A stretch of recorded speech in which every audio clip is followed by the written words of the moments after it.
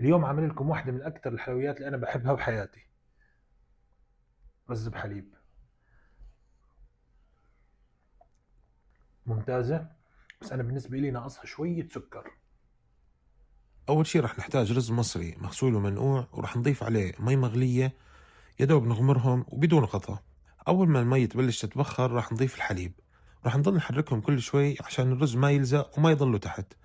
وهلا رح نجهز خليط النشا، رح نحط شوية نشا وشوية حليب، نخلطهم منيح مع بعض لتروح التكتلات، ورح نضيف هذا الخليط فوق الحليب.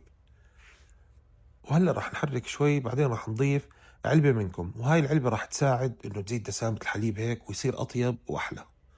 هلا عشان الحلاوة برضو رح نحط شوي منكم، وبعدين شوية مي زهر ومي ورد، وراح نحرك ليبلش يتقل القوام. أول ما يتقل القوام رح نوزعه بصحون التقديم ونخليهم برا ليبردوا، بعدين على الثلاجة من 4 ل6 ساعات. وهيك بيكون الرز بحليب جاهز. ما شاء الله، اطبخها ولا تطلبها. صحتين وهنا، وبتقدروا تزينوه بأي شيء على الوجه.